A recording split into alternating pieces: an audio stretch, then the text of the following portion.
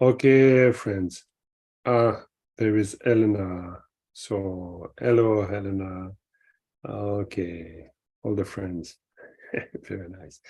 Okay, so yes, we can start with the refuge and development of bodhicitta, rising bodhicitta in our mind. Okay, and after we can start. And again, taking refuge in the Buddha, Dharma, Sangha. You know it perfectly, sure, but it's really a way of turning our mind toward the Dharma.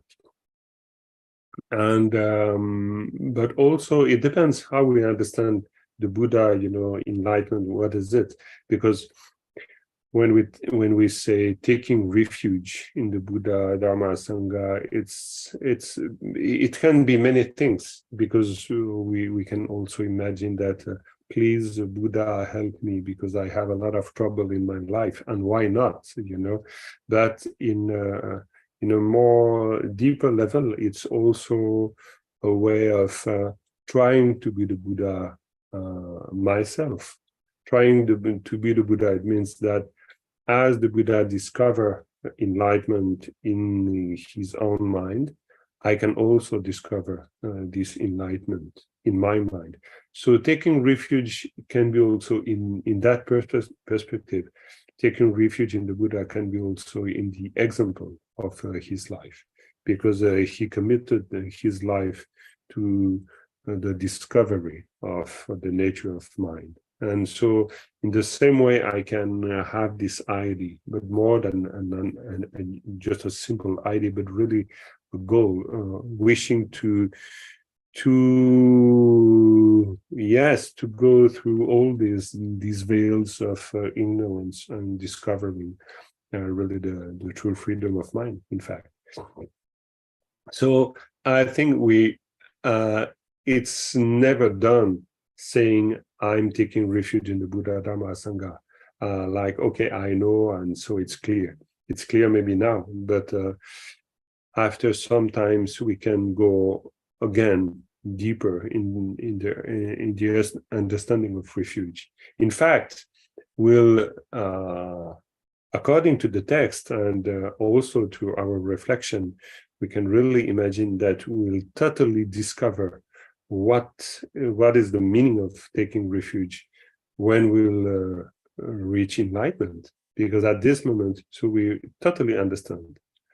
And so there is many things to discover, but also just to say taking refuge, so it's good, because it means that what does it mean, In fact, I can also realize that I'm taking refuge every day in many things, and we see that in the mind training, because altogether we'll try to understand the mind training of Chekawa Yeshe Lodge, the 7 points of mind training.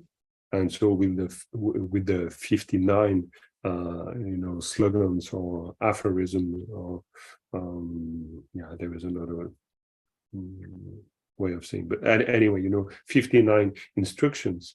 And so all these mind training, it's also a way of reflecting on the meaning of refuge. What does it mean to take refuge? In what? How we perceive.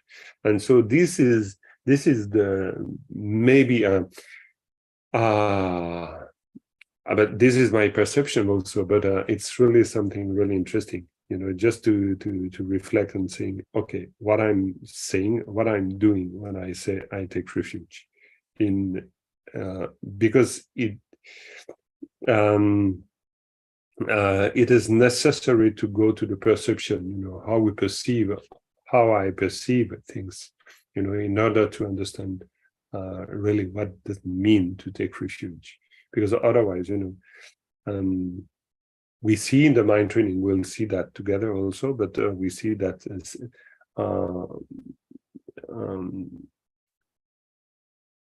if we don't change the way of perceiving, so, for instance, train yourself as perceiving everything as a dream, for instance, we talk a lot about this. It's a way of changing our mind, also changing the way I perceive phenomena, And so this is also the meaning of taking refuge, because if I don't change the view, let's say the view, Usually we say view, meditation, and action. So the view is so important. And for us in the practice of Vajrayana, this is really the most important point. It's the view. Otherwise, yeah, we don't have a proper understanding of what we are doing, you know. So the view is so important. So taking refuge means all of this, you know. And it's more than a prayer, but it can be a wish, you know, the wish to perfectly take refuge, you know. May I take refuge, may I reach enlightenment, you know, even if I don't know what is it, enlightenment, but may I reach enlightenment, and for the sake of all sentient beings. And yeah, I can really make the wishes for that. So we'll recite that prayer, or just in mind. It's not that we have to recite a prayer, it's also in our heart. And after we start, okay? Sangye Chotam Soge Chonam La Chang Chom Prato Dane Chasuch Dage Jinso Gepe Sunam Ke Rola Pinjere Sange Drumbai Simchen Tam Je Dewa Tang Deve Jo Tang Dempa Jo Dungal Tang Dungal Ke Jo Tang Drang Jo Dungal Mepe Dewa Tang Pa Tang Nindra Jo Nyering Jadang Nidang Tang Tang Chinpo La Alden Soe Lama Rinpo Jedage Chimurum Peme Dencho Kari Jinko Bone Jesum Te Kusum Tunge Ngadum Tang So.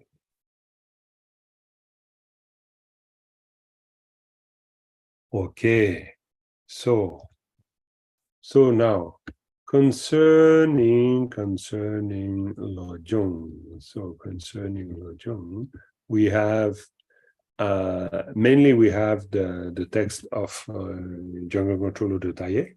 So this is not the root text, because the root text it's the 7 points of mind training from Chekawa Yeshe Dorje. So a Kadampa master, you know, from the, let's say, 12th or 13th century. And after that, so we have commentary. And so I don't know, for Nikki, Regina, and Pavel, it's quite clear because we saw that together. But for Natalie and Elena, maybe when I'm saying root text of Chikawaye Shedoje, so the 7-point mind training and the commentary of Jungle Control Dotaye, it sounds, you know, it seems familiar, or it's totally, you know, something strange, or is it clear for you? Clear? Okay, Elena, yes. Oh yeah, for everyone. So very good. So it's easier. Perfect. And you know, concerning the commentaries, there is also the commentary of Shama Rinpoche, quite interesting and really interesting. Quite different also from the commentary of Jungle Control of Dotaye.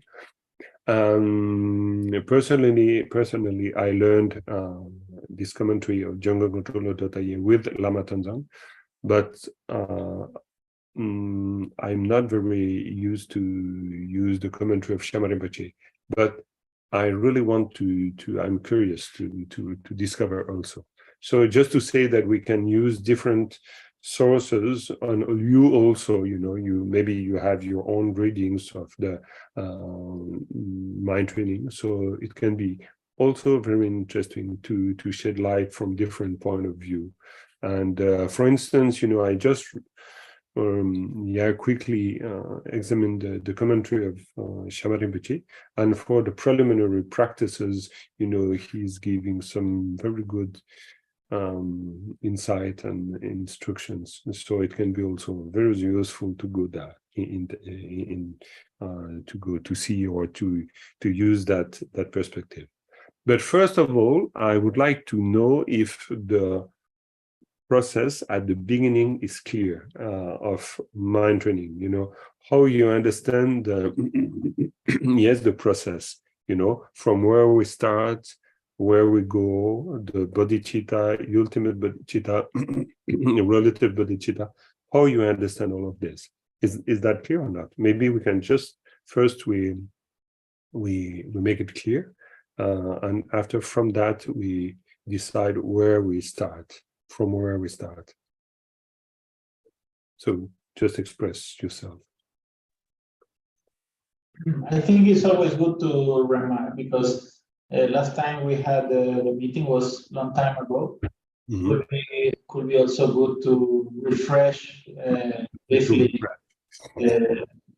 Even, I mean, it's always good. Yes, okay. And for the other one, yeah, I think refreshing. I thought also that. I thought that it would be nice to refresh and to have the just to have the bigger picture of the mind training, because it's not just a good trick, a good way of to fix some problems. It's more than that. It's really, there is a context. And we don't have to lose that context. So this is the wide or the bigger picture. I don't know how you perceive things, Elena, Natalia, Regina, Nikki. If you want to express something on that point, feel free. Really. For me, it's always good review. Always. Okay, for me too. So okay, for you, Natalie. Yeah, it's same. Same, okay. And Nikki also, I think, or I don't know. Yes. Yes? Okay. Yes. Okay. So maybe in that case, I will just I will highlight the way of doing in Shyama Rinpoche's commentary. It's quite interesting because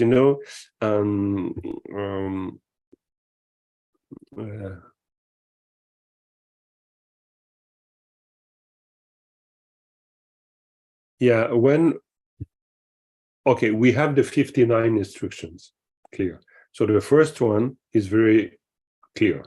It is said, first train in the preliminaries. So training in the preliminaries. So if you look in the commentary of Jungle Control, there is two kind of preliminaries. So preliminaries is the bigger picture. It means the general context. So it means that it's like the land. You have the map, and so with your map, you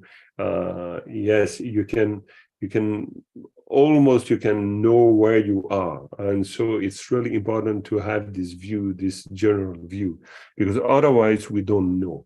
So preliminaries, we have to understand in that way. So it means in a way we can say it's a way of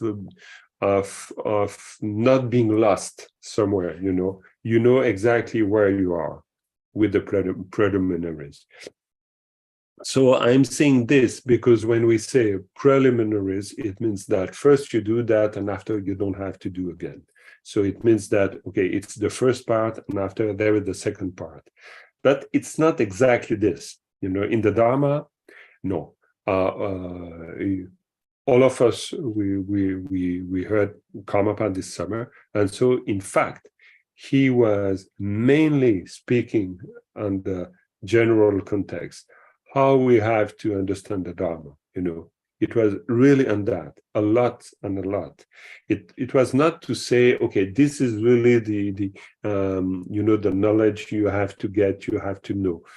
It was not exactly like this, but it was all a very strange way sometimes also to make us understanding how we have to understand the Dharma, in the proper way of understanding. So it was really interesting for that, because we can even say that this is the meaning of preliminaries. So preliminaries, it's not only 4 thoughts that we have to reflect on. So the 4 thoughts, we know there are the precious human body, but even the precious human body, it's so so huge, it's never finished to really understand and to make it clear and to be clear with that. What is the precious human body?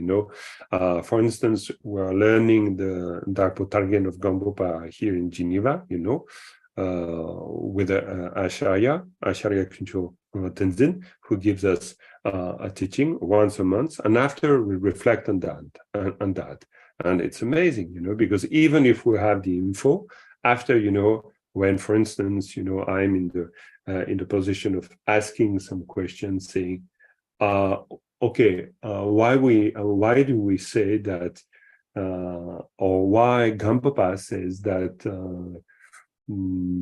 or how he explained that we can say the preciousness. So what does it mean, precious, in this context, for what reason, And when you ask to yourself and to others, it's not that clear, It's not that clear that you have the answer that pop up, in your mind, very clear and perfectly why, So it means that when we really have to integrate the Dharma, it's not that easy, And so preliminaries doesn't mean that we just go through the list of the different characteristics of the precious human body, but it is more than that. It's really a way of changing our mind again, and we have to see it very clearly. When we say the Lodo Namshi in Tibetan means the 4 basic thoughts. And in Tibetan, we say Lodo. Namshi means the 4th. Okay. But when you say Lodo means think in contrary, or you think, think reverse. It's like a reversing kind of thought. Why do we say reverse? We say reverse because considering the 4 basic thoughts, we think in a reverse mood than the samsara. So we go not against, it's not that we have to fight against the samsara, but it's really like a flow, like a river. We can say samsara, it's like a river that flows from there to there. So from one existence to another, again and again and again and again, repeating the same process, repeating the same, how we say, process, let's say, that I wanted to. But anyway, it's really repeating something. And so when we say Lodo, means reverse, a reverse thought to that, a reverse reflection to that. So it means that I am thinking in a reverse mood, contrary to the samsara. So it means that slowly, by reflecting, so there is a possibility for me to understand things in a different way, and by reflecting in that way, so I can free myself from the samsara.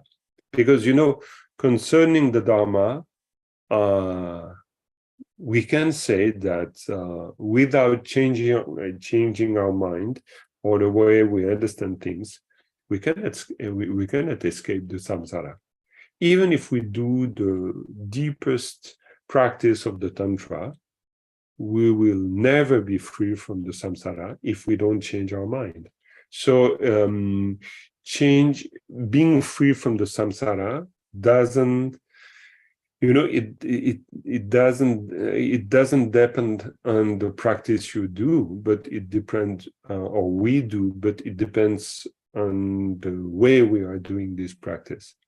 If we do the deepest tantric practice with an ordinary mind, so it will remain an ordinary practice. So, I remember Lama Tenzin saying again and again, it's not that the Mahamudra or Dzogchen or whatever is profound. It's the individual that is profound. So we cannot say, even the Dharma, he will always say that, concerning the Dharma, saying there is no deep Dharma. There is just a person who make the Dharma very deep, but it's not that the Dharma by itself is deep. You can make it deep, you can make it really at the surface. So this will depend from the reverse mood of your thinking. So Lodo Namshi, it's a way of training us in a reverse mood of thinking. And so this is really important. And on that subject, we'll never finish. All the training, all the mind training will depend on that. But for Junkan Control, in his commentary, he's not very long on the preliminary practices.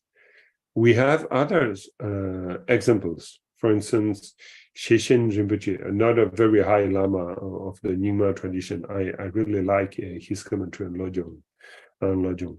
And for him, maybe in his commentary, the part on the reflection on the 4 preliminaries is really maybe the half of the commentary.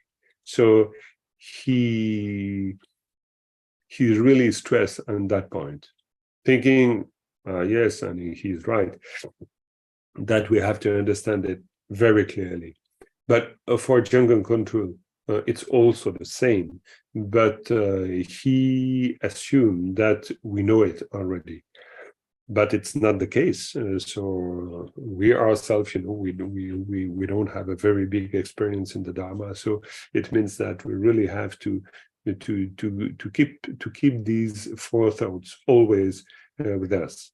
I shared already this instruction coming from Lama Tongzang when he said to me, you have to keep these 4 basic thoughts as your friend till you reach enlightenment. So it means that it's not something that you reflect on, and after you don't have the need to go back to that again and again. No, it's the contrary.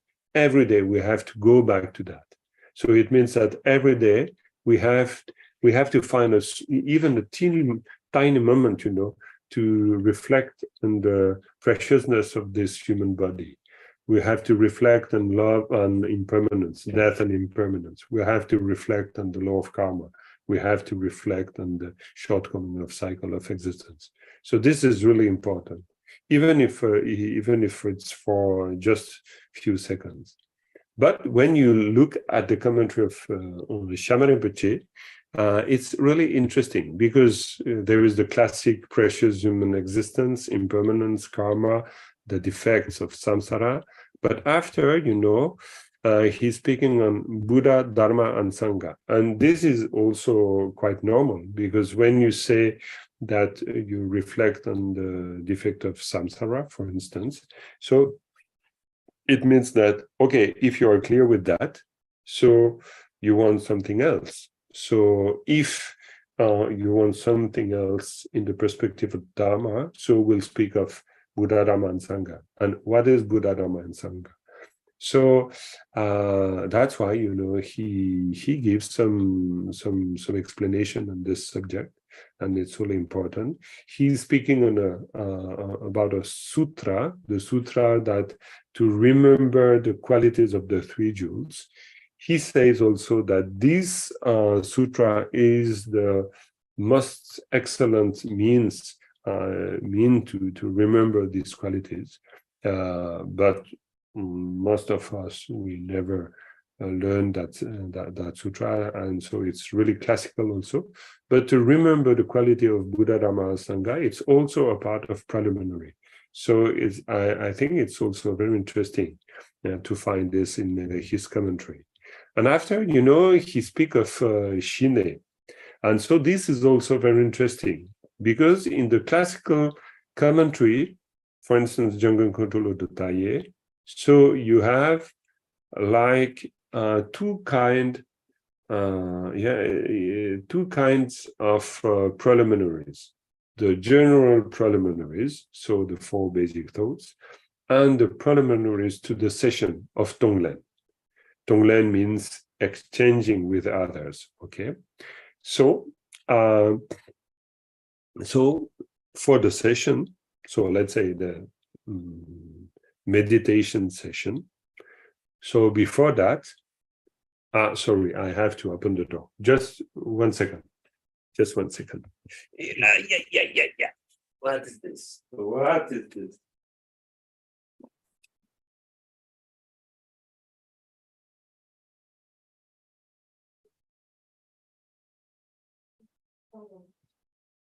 Okay. No, pardon.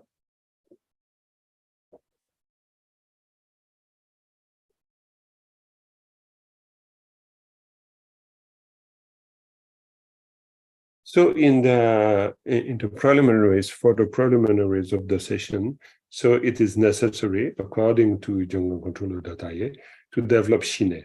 So Shine is really important. And, for instance, with Lama Tenzong, following Jungle Controller Dataye's commentary, it was really simple, we just had to meditate a very short Shine, for instance, 21 breathing, you count 21 breathing, and after you remain in the absorption, and from there, so you start Tonglen. But first, there is a Guru Yoga, a short Guru Yoga, and so we'll do that together also when we'll practice Tonglen together. But it's quite simple. So we can say that Shine is part of the preliminary of the meditation session. So 2 kinds of preliminaries. Guru Yoga and Shine goes to the session, Tonglen, and the 4 basic thoughts goes to the general preliminaries. So 2 kinds of preliminaries. For Shaman Rinpoche, he is not dividing things in like this. So Shine is a part of the preliminaries, the general preliminaries. It's like preparing our mind to the practice of mind training. And in fact, we had discussion with Jigme Rinpoche on the mind training. And nowadays, I think, for instance, in Dakpo centers and everywhere, linked with Jigme Rinpoche, there is not a lot of workshop with mind training, because he really think, and I think he is right, that people that are not enough prepared to go really in the practice of Tonglen and understanding properly the mind training. So, and this is right, because we can miss really the point. And so when I see that in the commentary of Shaman Rinpoche, he really insists in the meditation of Shine, but not only that, we'll see the other point. So it's also very important. It's like a way of saying, if we don't have really a clear mind or a really steady mind, so it's really difficult to go after to engage ourselves in the practice of Tonglen. Because when we do Tonglen, in fact, we are practicing the exchange with others. And so this is tough, because if you don't understand clearly what does it mean exchange, it's like if I exchange with Pavel, I exchange with Nikki. So it means that where I am, so I can be afraid of exchanging with others, And so when exchanging means taking, because I think taking something real, I take the suffering, on me, and I free others from that suffering, So, wow, it can be really tough, because I can imagine that I have to bear, to carry all the suffering of everyone, and to save the world. And so it's not that, clearly not. So I have to be very clear on what I'm doing when I do Tonglen, And so Shine, it's also a part of that. It helps me to have a proper understanding of the process, the whole process, and also of the mind. Because with a good Shine, you can start to understand that your thoughts are, even if you want to grasp them, you want to size them, you cannot, So you know something, you understand something by doing Shine. And so this is just to see the general picture, because, you know, he speaks in Shine, and after he speaks on remedy for desire, concentration on the repulsiveness of the body. If you see his commentary, so this part of the commentary doesn't appear in the commentary of Jungle Controller de Taille. So it's quite different, you know. But he suggests that we have to train in that in order to understand.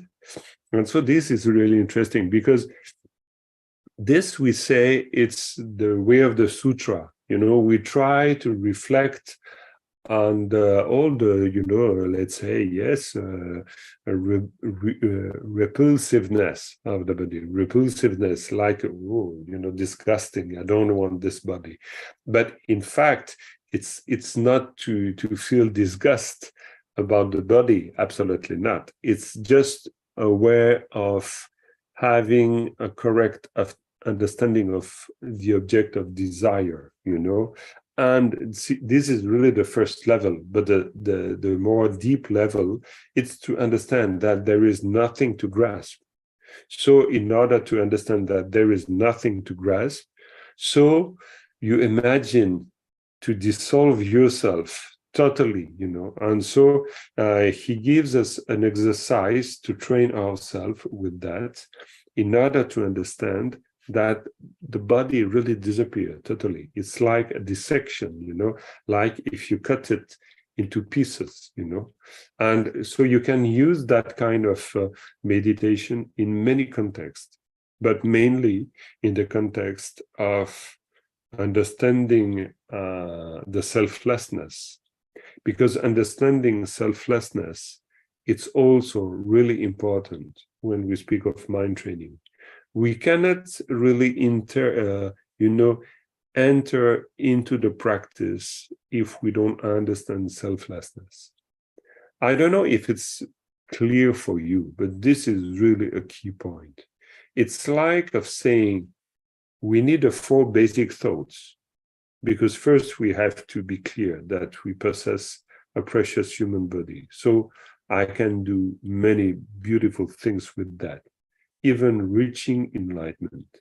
But after, I have to feel renouncement.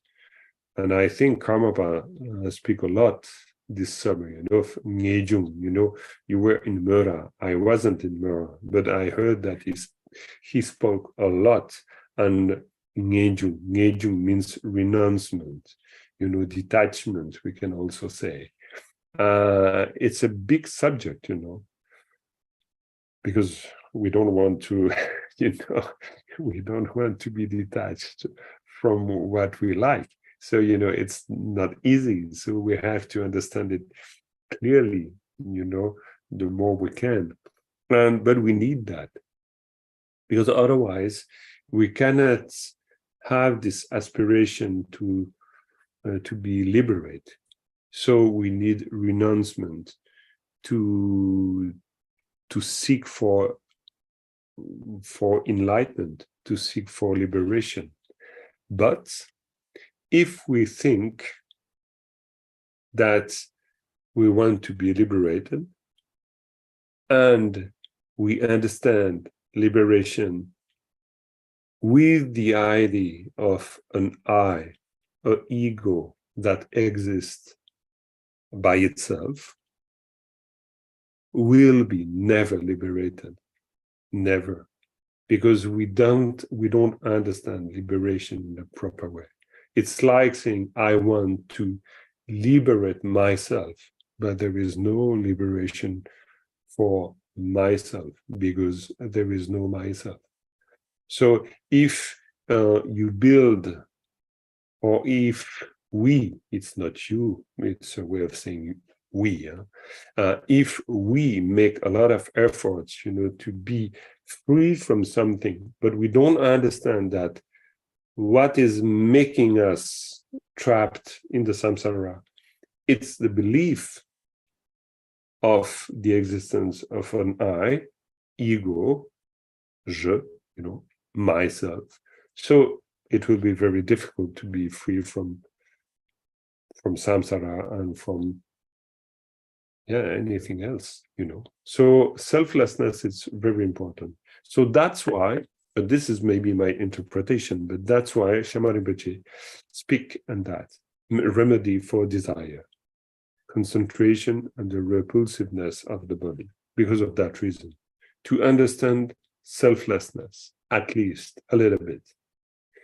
I don't know if it's clear for you, if everything, if what I'm saying now gives you a sense of understanding the general map. I don't know. I hope. Tell me if it's not clear. And okay, I can continue, and you tell me after if you want. After, he speaks, and we are still in the preliminaries. He speaks on the remedy for anger, concentration of compassion and loving kindness.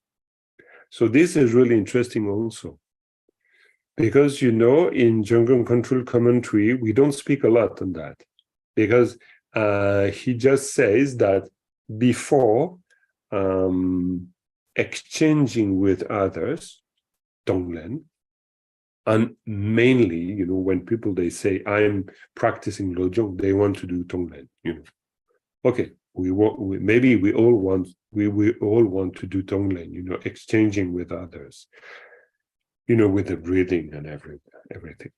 Yeah, but exchanging with others, according to Shantideva, for instance, it means that first we have to understand the equality with others.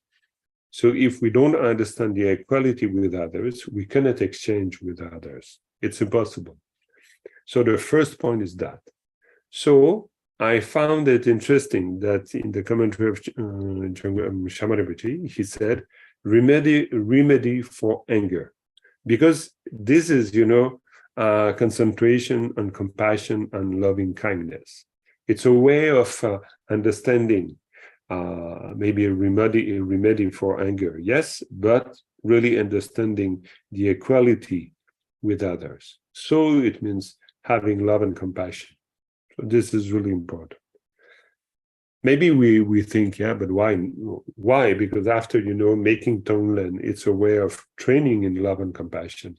No, but first we have to make it very clear. We have to understand, at least, the most we can to understand selflessness and equality with others, because the two goes together. So this is really important. And maybe at the first glimpse, or first encounter with Lojong practice, it's not obvious, because how it is, equality with others goes with understanding selflessness. But yes, it goes together totally, and it's really important, and it's also a part of the preliminary practice. We'll see that. And after, he speaks on the remedy for pride. Where am I? He said, And after remedy for ignorance, the link of interdependence. And final thoughts on the preliminaries. So you see that according to Shamar Rinpoche, preliminary practices, it's quite big. It's huge. And after, all the rest of the instructions are quite clear. But preliminary practices, it's very big. So I don't know. I think, yes, to refresh, it's absolutely necessary. But because we are a small group, it's also very practical, because we can exchange, we can see what is not clear, and we can go directly on that. So maybe just now, to give me a feedback, what is clear, what is not clear, where we have to shed light and not, please tell me, so like that, I'm not the only one to speak, who speaks.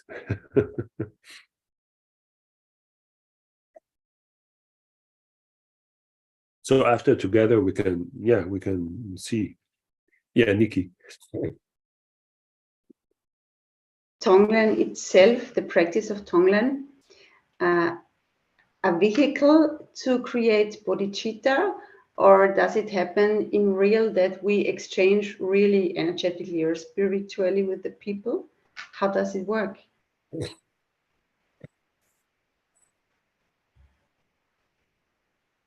Or is it just a vehicle that we imagine people or human or beings, we exchange, we take all the anger, we take all the jealousy, whatever? Yeah. Anyway, we have to imagine. At first, we have to imagine something, but we have to imagine in a proper way. For instance, when we say taking, their anger and things like that. When we say that, if we think that we really take something, so there is a misunderstanding. We have to imagine. We can imagine, no problem. It's good even to imagine. Oh, I free them from all their suffering. But first, I need to understand properly what does it mean what does it mean when I say suffering? What is suffering? From where it comes? What it means? And when I say I have a lot of compassion for them because I want to free them from that, what is really compassion? And so I have to go back to ignorance and to understand the root of suffering and everything, So yes, in short, we can say we have to imagine, but imagine in a proper way. So this is important. And at the end, when we really realize, Lojong, so we can really take it for real, let's say for real. But for real means that we totally realized emptiness, but we can really act.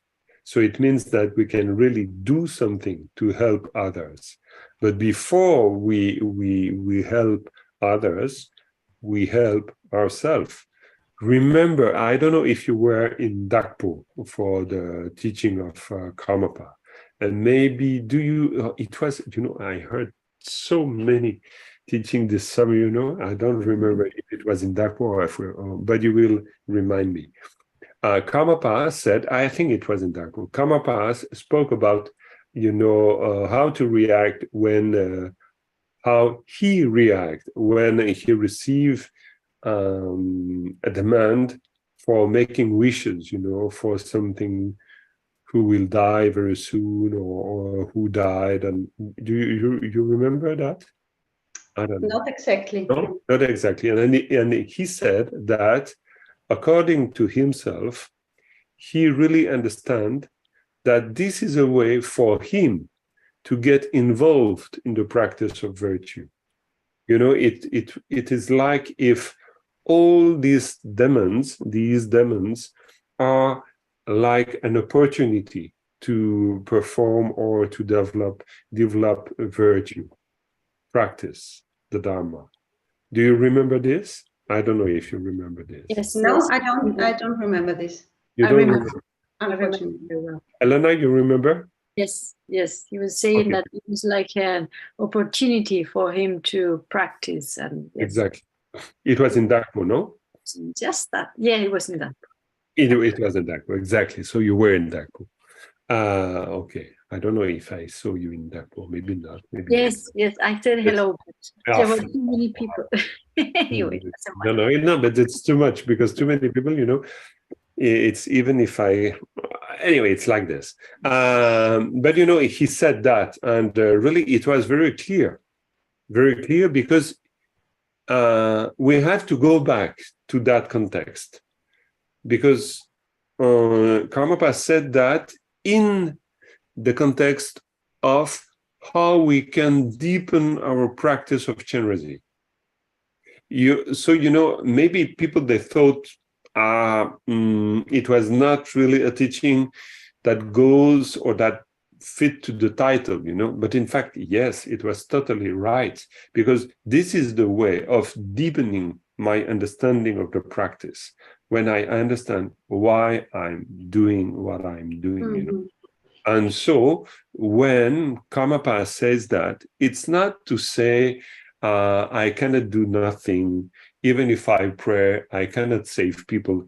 It's not this. It's just a way of saying, we have to go back to the real meaning. So the real meaning, what is the meaning of Dharma? It means to train ourselves, and all what happen are opportunities of the practice. And with that, we are in the middle of mind training. We're really exactly in the mind training.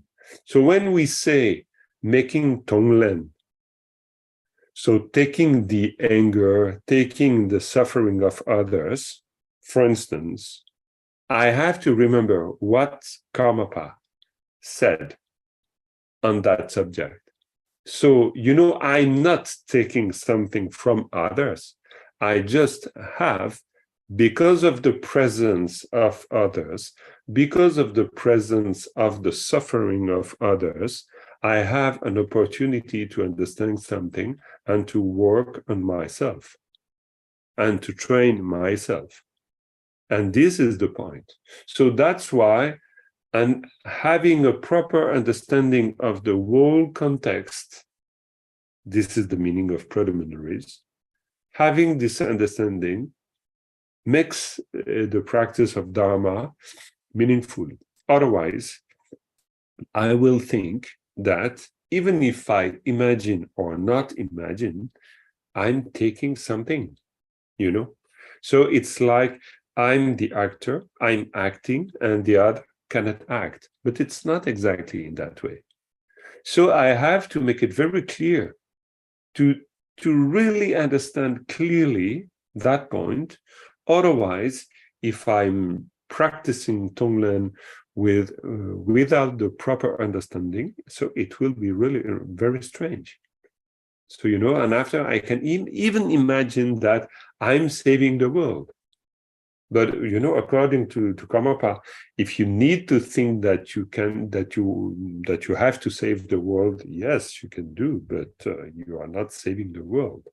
It's just a way of saying, even he said that when we make a long life prayer for a Lama, it's not that we are making the life longer because we pray, but we have the opportunity of reciting long life prayer thanks to the Lama, but it's not that, yes, I have to, I have a big job to do, I really have to make his life longer, and if I don't pray, he will have a shorter life. It's absolutely not that. And we don't have to mix up. This is very clear. And so maybe sometimes for us, Karmapa, it can be, I don't know, uncomfortable, maybe, because he doesn't go according to our confusion, but it's really helpful to have the proper understanding of what we are doing or what we are trying to do, And so it's a very long answer to your question, Nikki, but I think it goes really to the point. Because, yes, sure, imagination. Dharma, it's an imagination. You understand why? Yes. Yes, this is very clear. Dharma, it's an imagination. When we say Buddha, Dharma, and Sangha, the only true refuge, it's the Buddha. So it means it's the enlightenment. Dharma and Sangha, these are relative refuge. Ultimate refuge is only the Buddha. But this is really in the classical text. It is. But we have to make it clear, imagination, yeah, sure. Dharma, it's an imagination. On a way. It doesn't mean, for instance, when we imagine Chenrezig, when we visualize that there is nothing, it's not that. But first, when we try to visualize, so we are using the power of our imagination, but there is something. It's not totally void of qualities, but we have to imagine. So after one day, yeah, we will be a great bodhisattva, in the position of acting, really. But first, we have to train ourselves. Yeah, thanks for your answer. You're welcome. So maybe again, maybe we exchange on these preliminaries to see if it's clear or not. Because, you know, even if we, let's say, yes, let's be crazy, but if even if we spend 2 years, 3 years under preliminaries, we'll not lost our time. Huh? We lose nothing, yeah? Because it's really important. If we are clear on that, the rest, it's very easy. So even if, you know, we take a little bit of time for that, it's good. So the preliminary practice with the schedule of Shaman Rinpoche, everything is clear, not? Yeah?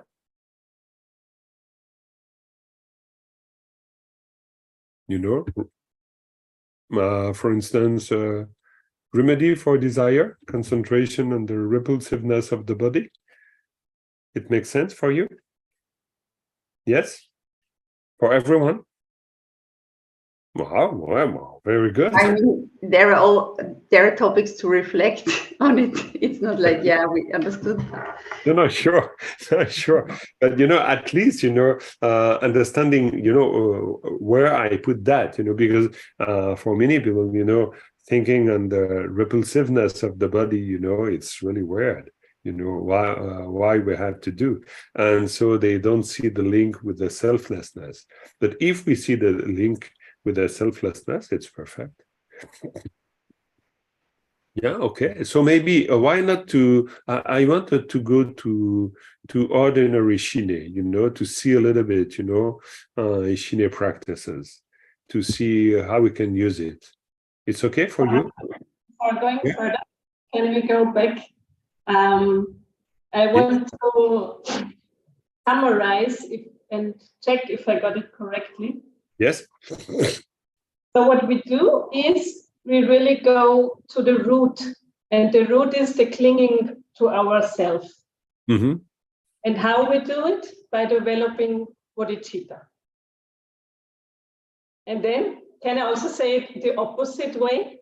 Because I have not developed bodhicitta yet, or not enough, I am clinging to my friends, my position, a job, and so on.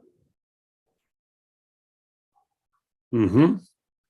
Yes, yes, correct. It depends the way you understand bodhicitta, because, you know, there is 2 levels of bodhicitta. Maybe could you be more specific on this 2 levels of bodhicitta, so like that we can check? Relative for absolute bodhicitta. Yeah, absolute bodhicitta and relative bodhicitta. But when we say, I don't know how you phrase it, but yeah, to start again, when you say to develop bodhicitta, I need to develop bodhicitta to get rid of grasping ego or something like this. What do you mean developing bodhicitta? Which kind of bodhicitta? I guess I'm referring more to the absolute bodhicitta. Yes, it goes Like to the absolute with bodhicitta. the arising with the wisdom. Yes. The problem for us is that we cannot say that ultimate bodhicitta and relative bodhicitta are totally separate. In fact, it's like we develop first, for instance, in the Lojong practice, first we develop a relative ultimate bodhicitta, then after relative bodhicitta. But in fact, developing relative bodhicitta makes us understanding ultimate bodhicitta also. That's why Shantideva says equality with others, because equality with others, we understand equality with others if we understand selflessness. And by understanding equality with others, we also understand both bodhicitta. We understand ultimate bodhicitta and we understand relative bodhicitta by the way of understanding as Shantideva he's explaining that point to us. We understand that in fact, we are developing both bodhicitta. But it is true that it's by developing bodhicitta that we can exchange with others. This is sure. But how you will explain, just to make it clear that it's clear for you, how you will explain the equality of with others linked to wisdom or linked to ultimate bodhicitta. So linked to wisdom.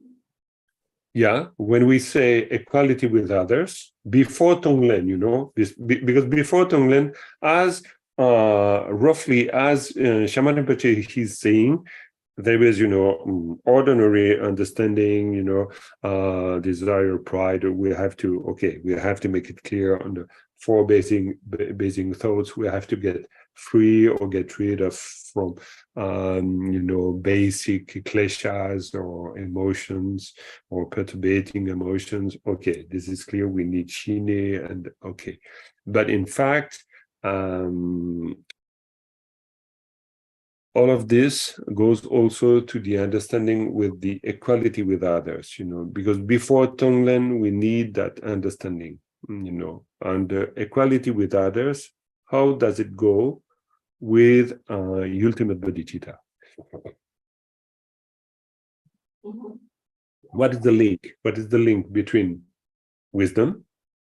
So wisdom means understanding emptiness and equality with others. How these two matches?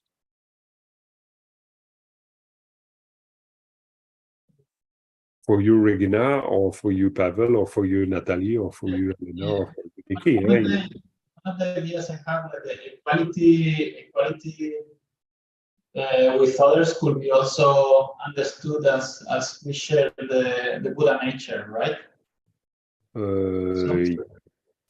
Yes, but yes, it's okay, but not enough in the context of mind training, because context of mind training means also love and compassion. So why we say love and compassion with the equality with others? Equality is like how we refer one people, and this is why we are also all suffering the same thing, even if we are different beings, but because we have this attachment or identification with our form, with the ego. Yes. We are also exactly. You're right. Yes, but why this suffering? Why this suffering has to do with selflessness? Why the suffering is to do with selflessness, connection between selflessness and suffering. Is that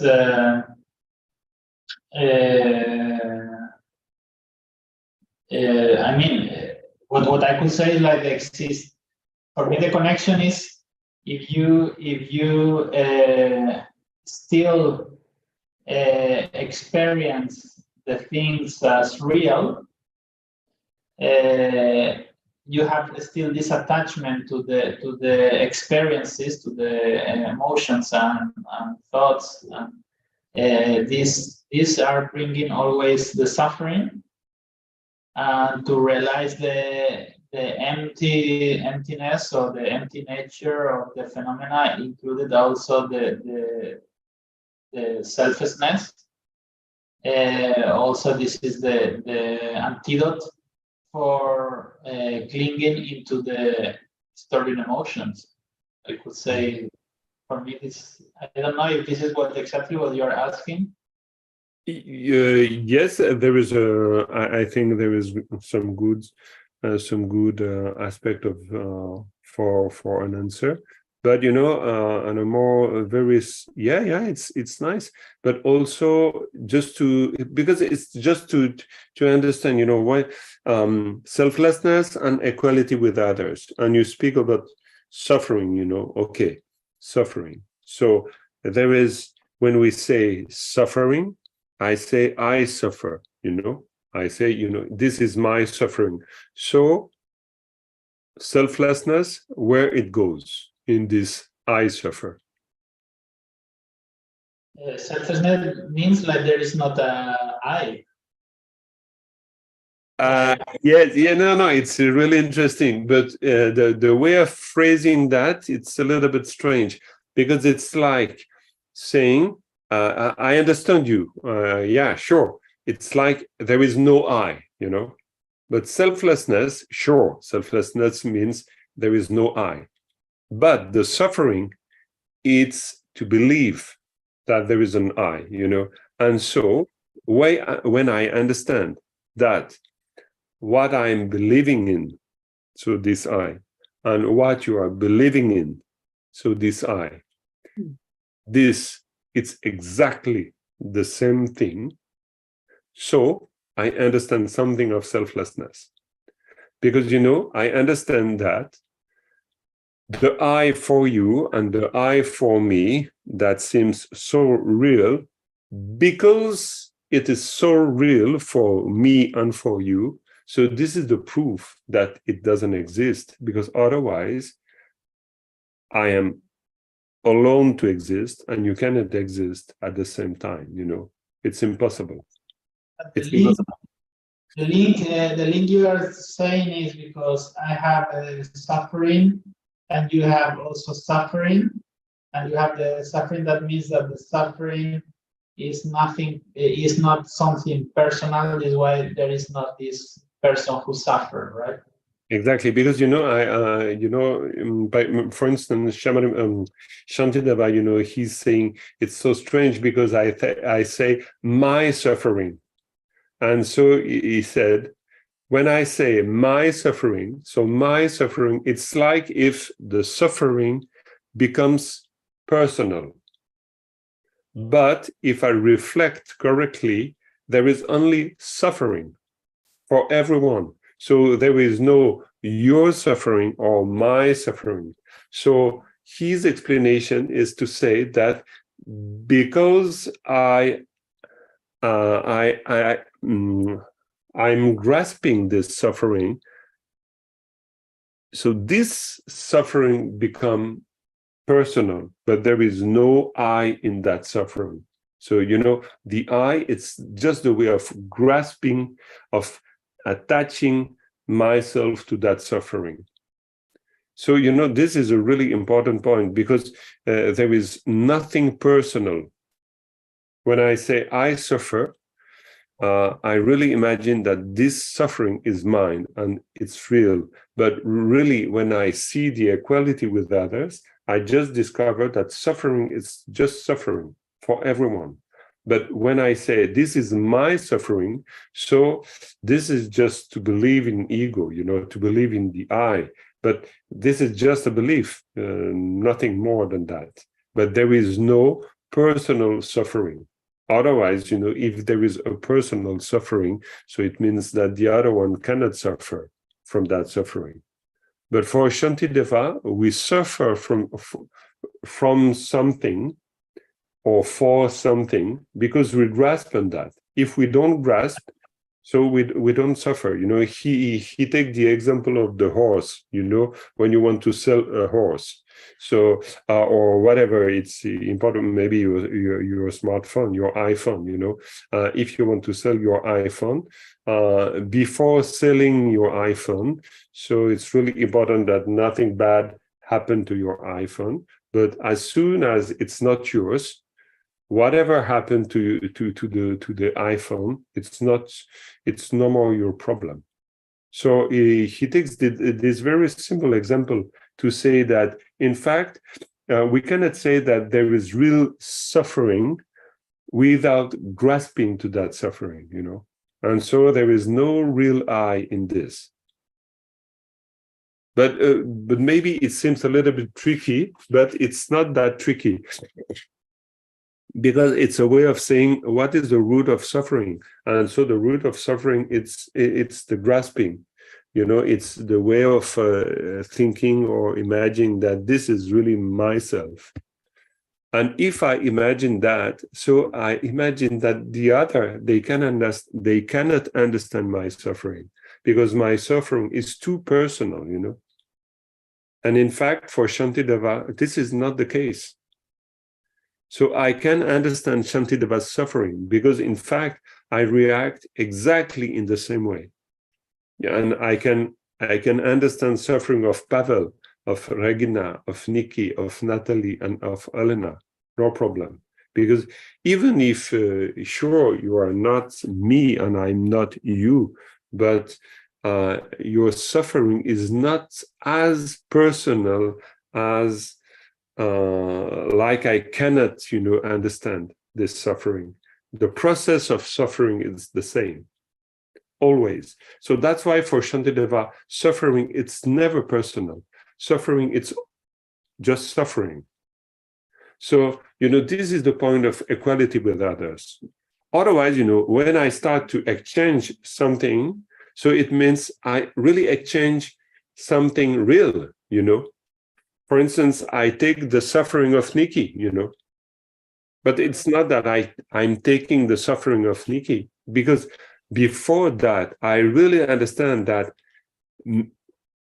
I have to understand this equality with others, because I really understand why Nikki she's suffering, why she suffer, And so if I understand this clearly, quite clearly, or almost the most clearly as I can, so I can make the wishes. Oh, I really wish that she will be free from suffering, And so, because I understand her suffering, otherwise it's like if Nikki's suffering is too Nikki's suffering, so I cannot imagine this suffering. It's too far from me.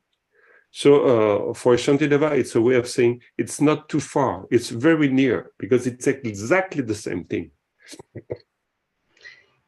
And suffering itself is also empty in its nature, because it's a chain of events, and our emotion gives the events the emotional touch, the suffering.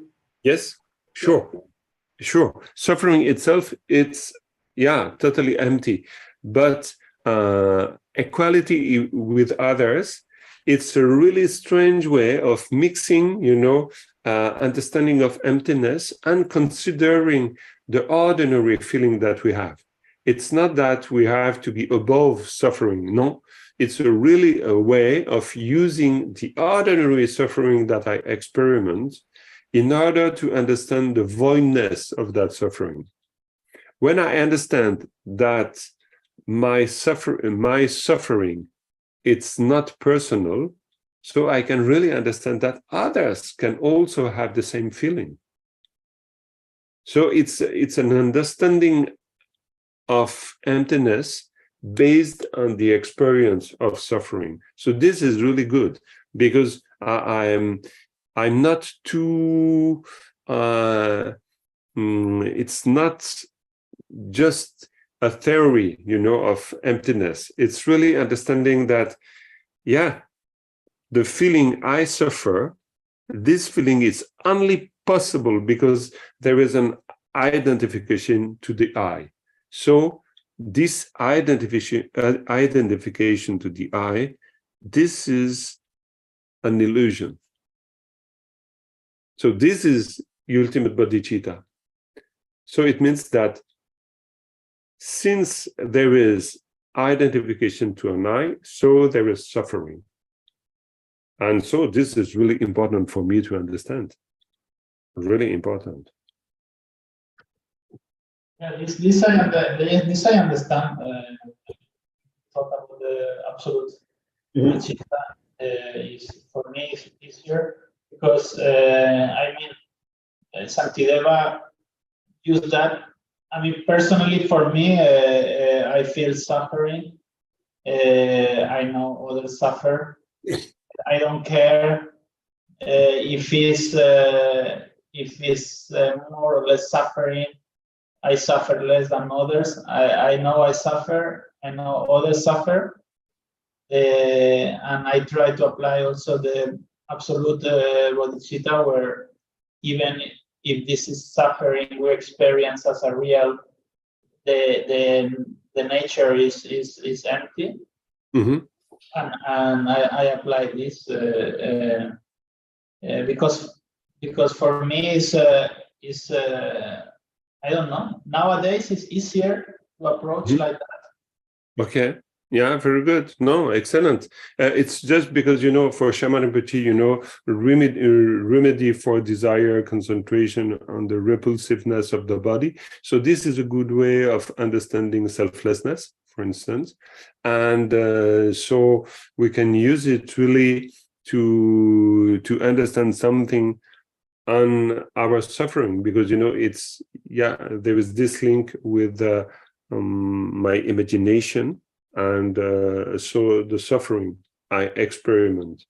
And so I cannot experiment suffering without imagination. So without an I believe it exists. So when I'm totally convinced on that, so okay, I can, I can say, okay, I can make the wish. May all the sentient beings be free from suffering and the root of suffering, for instance. Otherwise, I always think that I have, for instance, I have to use Tonglen just to fix a problem. It's like fixing the problem of suffering of others. But I'm fixing nothing. Because in fact, no. There is no specific suffering that I have to clear away, for instance. It's not that. So it means that I really need to have a proper understanding of this in order to go really in this exchange. Otherwise, it's difficult. I have to understand how it is, as far it is. It's totally mad, to imagine that I really exist like this and like that. But I have to understand, mad, it's a way of saying, sure, it's not totally mad. But, it's really, it's just an imagination. So that's why, he's using this example with the iPhone, not with the iPhone, but with the horse at this time. But it's the same process, saying that if it's not your horse, whatever happened to the horse, no problem. And this is just because, before when it was your horse, so it was a very big problem. If I crash my iPhone, it's not your problem. But if I crash your iPhone, it's a very big problem.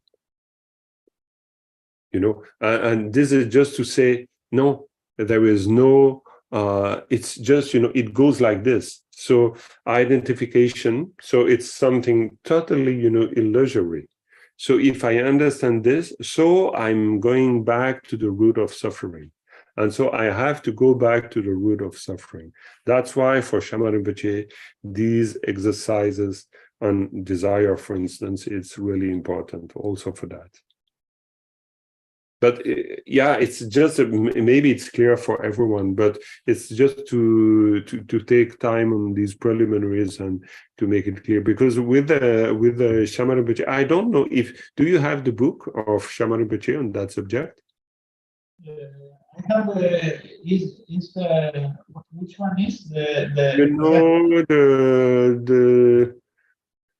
it's a Lojong commentary of Shaman Rinpoche on Lojong, but I don't know what is the name of this teaching. I don't know.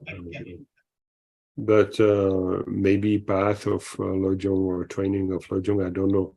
I can send you a copy, PDF. The Path of Awakening, no? It's Sorry. Yes. Yeah, because Shaman Rinpoche wrote 2 books about Lojong. One is the Path of Awakening, and there is other book which is also is bigger and bigger. It's I don't remember exactly the title, but this one, it's the biggest one. It's not the shortest one. It's the biggest one. But maybe I can send you the PDF, and so we can reflect on that preliminary. Maybe we can read that part, and after we can discuss if everything is clear or not, and so we can move on from that. Why not? This would be great. Yeah, I think. Please. Yeah. So like that, we can discover something, because after everything is very simple, and we understand very clearly why we have to develop first. We have to develop the ultimate bodhicitta, why it is necessary, and how we combine this with the renouncement, and because we need all of this, and so like that we can build a common basis. Maybe for the next time, there is quite a lot of pages, but not too much, maybe let's say 50 pages to read. And so like that we can reflect on that, and after we come, we arrive with our question on that, and so we can let's say that from that we can move on. Okay. Perfect. Sounds great. Yes. Yeah. Okay. So friends, maybe I have to stop here because it's almost 7:30, so 1:30 of discussion, chatting like this, so I think it's good to stop, and because we don't need to say too many things on that subject, and it was just okay, we take we're in contact, so like this we can imagine how we continue together and see on what basis, and so like that we know. Okay, is it okay for you if we do like this? Yeah. Okay, so I will send you the PDF, and maybe after this is a PDF, so maybe it's not the official printing, maybe, but we can see if after we find the official printing, but this is also quite good to use. Okay, but you keep it for yourself. Okay. So we finish with dedication of merits. Okay, just to make the wish that we as far as we can develop clarity and understanding, so we give, we share, but we offer this to all the sentient beings. So this is our wish. Sanam diye tamje zingpane tumne nyebe tranam tamje kegana jembalak topa ye sipe tsola.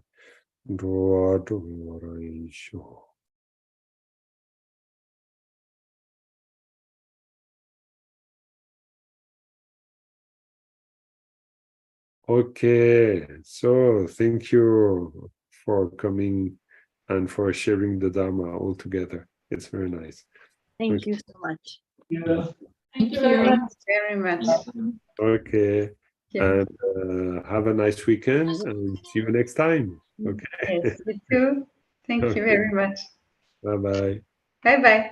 Bye-bye. And I will send you the link with the replay and the PDF. Maybe not this evening, but tomorrow, day after tomorrow. Okay? Thank you. Perfect. Okay. Bye-bye. Bye-bye.